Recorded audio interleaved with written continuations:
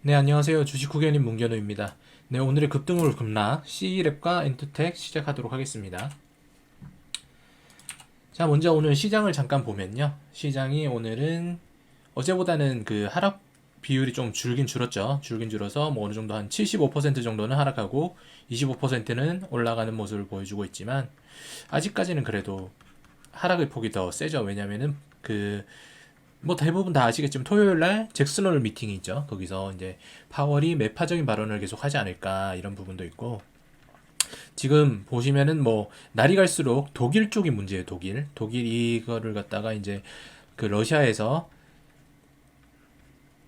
가스관을 갖다 잠궈버리죠. 잠궈버리니까 이제 독일 자체가 전기료가 엄청나게 올라가 버리는 전기료.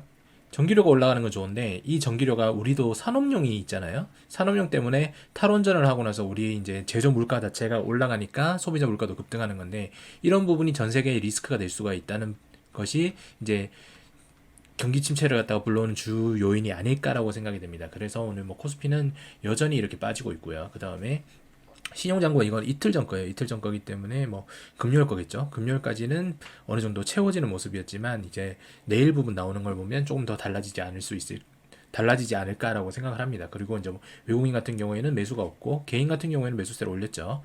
개인 투자자들은 항상 위로 올려서 산다라고 말씀을 드렸습니다. 그리고 이제 뭐 S&P 나스닥 같은 경우에는 미국 증시니까 이제 조금 올리려고 하는데 어저께 그 유로가 페리티가 결국 깨졌어요. 1대1 페리티가 깨져가지고 지금 1달러당 거의 뭐 한 0.99 뭐 8 유로 뭐 이 정도 되는데 이 부분이 문제인 거죠. 수출입을 할 때 달러 결제를 하지 않습니까? 그런데 이제 보시면은 러시아 때문에 독일이나 그 다음에 유럽 국가들은 달러가 필요해요. 왜냐하면 달러로 거래를 해야 되니까. 그런데 이 원자재 수출을 하면서 달러로 거래를 해야 되는데 유로가 약세가 되니까 달러를 구해올 때 엄청나게 돈을 더 많이 줘야 되는 거죠. 예전에는 뭐 1300 그 1.3유로일 때 1달러였으면은 1유로가 안 주는 돈을 줘도 1달러 살 수 있었는데 지금은 1유로 이상을 줘야지만 1달러를 받을 수 있으니까요. 근데 이런 부분이 전부 다 원자재에 포함이 된다. 그래서 유럽의 경기는 앞으로 더 침체가 되면서 그리고 우리가 과거에 알고 있었던 그 피그스 이런 쪽 이제 국가들의 이제 부채도 두각이 보일 거다 이렇게 문제가 되고 있고요. 그래서 조금 더 시장은 지켜봐야 됩니다. 그러니까 전일자에 미국 시장도 이렇게 계속 무너지는 모습 보이고 있고요. 자, CLF 한번 볼게요. CLF 보시면 뭐 재무 상태 상당히 안 좋죠. 지금 보시면 아시겠지만 뭐 좋을 수가 없습니다. 이게 상당히 안 좋은데 자, 뭐 영업을 해도 뭐 비용을 다 치고 나면은 거의 이제 매출액이 없는 수준이에요. 그렇지만 뭐 워낙에 매출액 자체가 작기 때문에 그래도 영업이익률이 나왔는데 여기서 한 번에 무너지죠. 한 번에 무너지면서 영업이익률이 마이너스가 터지고 그 다음에 유보율 자체가 조금 뭐 늘어나긴 했지만 어느 정도의 리스크를 가져갈 수밖에 없는 그런 상황이 됩니다. 당좌 비율은 오히려 오르긴 했었죠. 뭐 어디서 이제 투자를 약간 받았나 봐요. 그런데 전체적으로 봤을 때는 이게 적자가 계속 이어지면서 한계 기업에 다가가고 있다라고 볼 수가 있습니다. 그런데 뭐 BPS는 올라간 거 보면은 BPS 자체는 뭐 어떤 자산에 대한 거 증가나 유동성 증가를 갖다가 늘려가고 있다는 걸 알 수가 있죠. BNIC와 40억 원 규모의 공급 계약을 체결했다. 이게 최근 뉴스예요. 최근 뉴스인데 3월 30일 뭐 이렇게 뭐 DGX 슈퍼파 클러스터 구축 계획을 뭐 했다 이런 건데 이 회사가 하는 걸 보면은 일단은 뭐 대용량 영상 데이터를 AI 기술에 적용하여 가치를 창출한다 뭐 이런 영상 분석 시스템을 가지고 있는 거죠. 그러니까 이게 뭐 어떻게 보면 스타트업이랑 비슷한 그런 기술인데 이게 주로 수 있는 게 뭐 우리가 흔히 들어봤던 딥러닝 이런 쪽이거든요. 이런 쪽을 갖다가 구축을 하는 것 같아요. 그래서 뭐 고품질 학습 데이터나 대형량 데이터를 처리를 하고 그게 AI 클라우드 기반을 갖다가 한다. 뭐 이런 식으로 가는 건데 여기서 이제 XI바라는 영상 플랫폼을 갖다가 쓰는 거죠. 자, 보시면은 이제 어플라이언스가 매출 비중이 32%, 그 다음에 AI 용역이 66.4%에서 100%를 하는데 21년도에 비하면 2분기만 적용이 됐음에도 불구하고 매출액 자체가 거의 반은 토막은 났죠, 이게. 왜냐면 2분기니까 적어도 여기서는 뭐 한 100 정도는 나와야 되는 건데 이게 그렇지가 않잖아요, 그죠? 여기 40 정도 나왔으니까 이게 용역도 엄청나게 많이 줄었습니다. 거의 한 3분의 1 토막. 그런 거 보면 회사 자체가 지금 어떻게 보면 영업이 안 된다고 보시면 돼요. 영업이 안 되니까 이제 구축할 수 있는 조직 자체가 사라지는 거고, 이 용역을 할 수도 없고, 그 다음에 어플라이언스도 할 수 없는, 그러니까 당연히 매출이 안 날 수밖에 없겠죠. 자, 원자재 가격 변동 추이 뭐 이런 건 상관이 없고요. 그 다음에 뭐 A사에게 받는데, 이거 하드웨어 자체도 지금 보면은 매입액이 계속 절반에서 뭐 거의 막 한 20% 정도로 감소하지 않았습니까? 이게 영업할 수 있는 기반이 없다는 거예요. 그래서 이런 부분에 대해서 리스크가 좀 크지 않나 싶습니다. 매출 실적도 당연히 그럴 거고요. 어플라이언스가 확 줄었죠, 그죠? 이런데 보시면 확 줄었고, 솔루션도 거의 보면 여기에 전분기에 비해서 10분의 1 토막, 그 다음에 AI 영역도 한 30%, 60% 정도 줄었고, 데이터 유통도 확 줄었죠. 그러니까 전체 매출이 줄어들고 아까처럼 실적이 나올 수밖에 없는 겁니다. 강간했던 기업이, 그러니까 AI 이제 솔루션으로 처음에는 이제 어느 정도의 이제 기술력이 있었다고 해서 용역을 받았던 기업이 다른 후발주자들한테 밀려버린 거예요, 이거는. 그래서 이건 약간 좀 한계 기업으로 갈 뻔했는데, 어쨌든 간에 뭐 수주를 하나 받으면서 39억 정도의 매출을 냈고, 그 다음에 AI 용역도 기간은 있지만 추가적으로는 뭐 받지를 못하고 있어요. 그래서 조금 더 봐야 될 것 같습니다. 수주 잔고가 그래도 적어도 한 49억 정도 남아있다는 거는 어느 정도의 뭐 나쁘지 않은 것 같은데, 총 매출액에 비해서는. 그런데 이런 것 자체가 크게 이제 상장회사로서의 매력은 와닿지가 않죠. 자, 어플라이언스에 대해서 모르시는 분이 있을 것 같아서 제가 말씀을 드리는데, 하드웨어에 최적화된 통합된 장비. 그러니까 왜 우리 보시면은 비트코인 채굴하는 기계 있잖아요. 그거를 갖다가 이제 사람들이 만들 줄 모르니까 사죠. 사면은 이거 자체를 갖다 어플라이언스를 산다고 생각하시면 됩니다. 그러면 이거는 전원만 꽂고, 그 다음에 뭐 하드웨어만 그 소프트웨어만 실행시켜주면 비트코인이 알아서 채굴해져서 이제 비트코인 채굴장이 어마어마하게 많아지고, 거기서 전기를 많이 쓴다 그래서 중국이 퇴출당하고 뭐 이런 게 많잖아요. 영업 하긴 해야 되겠죠. 회사에 대해서 뭐 어떻게든 뭐 접대를 하거나 뭔가를 해야 되니까. 그러니까 판관비만 전년도에 비해서 엄청나게 늘어나 버리는 신시장을 개척을 한다는 얘기겠죠. 그런데 이게 쉽지가 않을 거예요. 왜냐하면 신뢰를 쌓는데 시간이 필요하니까. 자, 이번에 오늘 상승하게 된 이유는 뭐냐면, 여기 보시면 알겠지만 과학기술정통부가 주관하고 있는 뭐 데이터 학습용 구축 사업에 착수했기 때문이다, 이렇게 되어 있는데, 이게 크게 매력은 없어요. 일반적으로 이런 회사들이 좀 몇 개 있는데, 국가에서 주는 뭐라고 해야 되죠? R&D 비용이라고 해야 되나? 이런 부분이 크게 와닿진 않아요. 그래서 여기 자체는 지금 당장은 어떤 영업력을 갖다가 창출하기 위해서 고객사를 갖다가 많이 만들어야 된다. 이게 중요한 것이라고 볼 수가 있겠습니다. 자, 엔투텍 보면 오늘 뭐 하한가 제리에 있긴 했는데 마이너스 12% 하락했죠. 그리고 시가총액이 1000억 정도 되는 그룹. 그 다음에 매출액은 늘어났음에도 불구하고 전년도보다 10배를 뛰었는데 적자 폭은 계속 똑같이 늘어나고 있는 그런 회사죠. 이런 회사를 보면 항상 구리다고 말씀을 드렸어요. 부채 비율도 높고, 그 다음에 유보율도 점점 갈수록 낮아지는 회사. 그 다음에 뭐 EPS 같은 경우는 당연히 안 좋고, BPS도 지금보다 주가보다 낮죠. 자, 웬관이 어쨌든 간에 이 회사의 사업을 보니까 반도체나 디스플레이 뭐 이런 걸 하고 있어요. 그 다음에 뭐 엔터도 하고 있고, 마스크도 하고 있고, LED 응용본도 하고 있고, 어제 말씀드린 비보존이랑 비슷하죠. 비보존처럼 이렇게 사업을 갖다가 시가총액이 얼마 안 되는 회사가 이렇게 문어발식으로 사업을 확장한다는 거는, 이거는 본업에 대해서 경쟁력을 잃어버린 한계 기업이라고 제가 말씀을 드렸죠. 한계 기업이다 보니까 내가 원래는 뭐 반도체를 했어. 근데 반도체 삼성한테 밀리네. 아씨, 먹고는 살아야 되는데 뭐 하지? 마스크, 이제 코로나 터지니까 마스크 하자 그랬다가 마스크 이것도 안 되네. 뭐 LED 해보자. LED도 안 되네. 그럼 엔터 한번 해보자. 뭐 이런 식으로 해서 계속 가는 겁니다. 뭐 이런 거 달성하고 이런 거는 크게 의미가 없어요, 사실.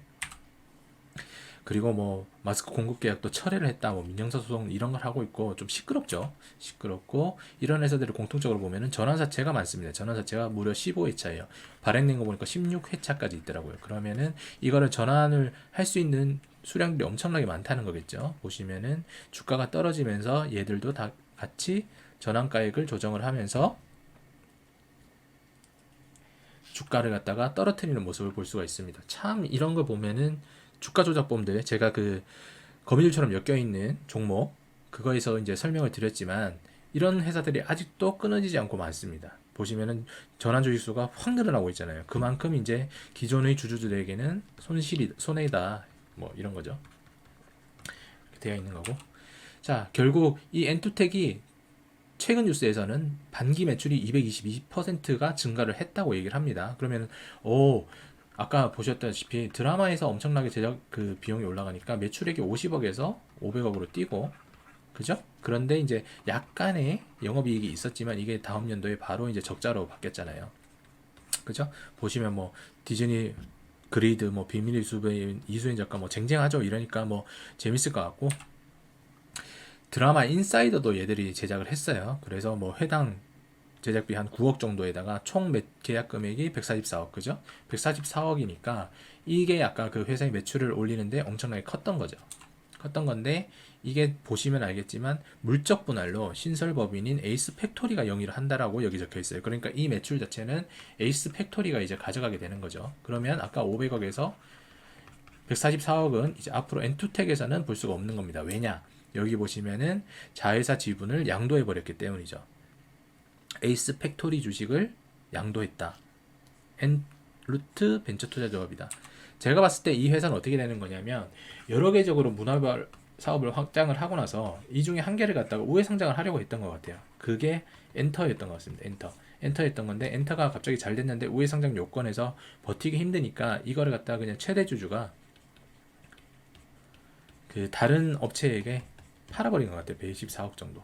왜냐하면 전환사채를 갖다가 작전을 치를 만큼의 이제 재료를 갖다가 올릴 수 있는 게 없기 때문에, 마스크 안 되고 있죠, LED 안 되고 있죠, 반도체 안 되고 있죠. 그나마 잘 되고 있다 엔터가 어떤 요건에 의해서 막혀버렸기 때문에, 그래서 엔터 자체를 갖다가 다른 쪽에 124억을 주고 넘겨버리고, 이걸 갖다 인수했던 회사가 다른 쪽으로 뭔가를 하려고 하겠죠. 그럼 지금에 있는 주주들은 단기 보고서가 아직 안 나온 상황에서 좋은 상황으로 갈 수는 없습니다. 왜냐면 지금 알짜 사업이 빠져버렸잖아요. 나머지들이 얼마나 이익폭이 나는지 모르겠는데 분명히 이익폭이 안 좋으니까 적자가 되는 거겠죠. 드라마에서 적자가 저렇게 많이 나올 수는 없으니까요. 차트 한번 볼게요. 자, 차트 한번 보시면 일단 전체적인 종합 지수부터 보면은 아직까지 우리가 그려왔던 그 박스권에서 벗어나지 않고 있습니다. 그죠? 그러면서 제가 다시 한번 경고 드릴 때 이 박스권 내로 들어왔는데, 여기서 더 이탈을 할 수 있느냐 없느냐에 대해서 생각을 해봐야 됩니다. 그런데 지금 일단 이 구름대를 갖다 어떻게 벗어내냐에 따라서 한번 내일 판단을 해볼 수 있겠네요. 그죠? 자, 엔투텍 보시면 종목, 제가 하지 말라는 증거금 100% 종목, 그죠? 증거금 100%, 이거는 무조건 피해야 된다고 말씀을 드렸잖아요. 그러니까 오늘 하한가랑 비슷하게 이제 두드려 맞아도 뭔지 이유를 모르는 거예요. 그리고 전환사채에 대해서 항상 말씀드렸죠. 전환사채들은 이렇게 주식을 갖다가 올리고 떨어뜨리고 올리고 팔아먹고 그 다음에 또 이렇게 했다가, 이게 넓게 봐서 그런 건데 짜잘하게 이렇게 같은 패턴으로 계속 움직이고 있어요. 그러면서 떨어뜨리고 받아먹고. 왜냐면 아까 전원가액의 조정 보셨죠? 떨어뜨리면서 전원가액을 계속 빨 수가 있는 겁니다. 그러다가 지금 와서는 이제 더 이상 막지 못하니까 그냥 내부자들부터 다 팔아버리는 거죠. 거래량이 엄청 터져버렸잖아요. 이렇게 되면은 조만간에 나쁜 소식이 나올 확률이 되게 높아요. 어떻게 대응해야 될지는 저도 아직 뭐 감이 잘 안 잡히긴 하지만, 이런 거는 결과가 좋지 않습니다. 조금 더 추가적으로 빠지고 나서 반등을 하거나, 아니면 추가적으로 빠지면서 관리 종목 지정되거나, 아니면 거래 정지될 확률이 높습니다. C랩 같은 경우에는 좀 약간 다르죠. C랩 같은 경우에도 뭐 AI 이런 걸로 좀 많이 이제 주목을 받았나 봐요. 예전에 AI 하면 우리가 이제 테슬라 떠오르는데, 테슬라 그런 쪽으로 해서 뭐 시세를 많이 받았겠죠. 그러면서 이제 거의 바닥에서 거래량 한번 터지면서 주가 올려주는데, 이것도 보면은 여기서 물린 사람들은 답이 없죠. 지금 주가가 보면은 거의 한 마이너스 80% 이상이지 않습니까? 이런 것들은 뭐 한동안 회복하는데 엄청난 시간이 걸리지 않을까라고 저는 생각을 합니다. 그래서 단기적인 반등은 있을 거예요, 분명히. 오늘 이제 거래량 터지면서 올랐기 때문에. 그리고 거래량이 터진 것도 아니죠. 터진 것도 아니기 때문에 충분히 한번 내일 눌러주고 더 쏠 확률이 높습니다. 이 거래량은 거래량도 아니니까요. 지금 보면은 뭐 58만 주, 이건 말도 안 되잖아요, 그죠? 총 주식 시장이 거의 품절주도 가능하겠네요. 이거는 상장 주식수가 600만 주밖에 안 되니까. 그렇게 된다면 이거는 뭐 추가적으로 한번 눌렸다가 더 올라갈 수 있는 확률이 높습니다. 그런데 저는 이런 걸 사실 뭐 짧게 보긴 하지만 사진 않아요. 사면은 이거에 묶이는 순간 도박이 되어버리기 때문에 습관이 무서운 거거든요. 그래서 만약에 이걸 기존에 보유하고 계시거나 그 다음에 이제 추가적으로 더 사실 분들은 어느 정도의 반등폭까지는 보셔도 될 거라 생각이 듭니다. 여기 줄 꺼져 있는 뭐 최대로 봤을 때는 이까지, 비이성적이라면 이까지 올라갈 수 있겠네요. 그리고 기본적으로 봐도 뭐 안전 구간에는 넉넉하게 봐도 한 이까지는 먹어도 되지 않을까라는 생각이 드는데 이건 뭐 주포 마음이겠죠. 제 얘기는 아닌 거니까. 그래도 하단 박스는 그렇게 멀지 않은 상황에 있으니까 한 마이너스 한 10%, 20% 손절 잡고 진행 한번 해보시는 것도 나쁘지 않을 것 같습니다. 네, 오늘의 영상은 여기까지 하도록 할게요. 오늘도 수고 많으셨습니다.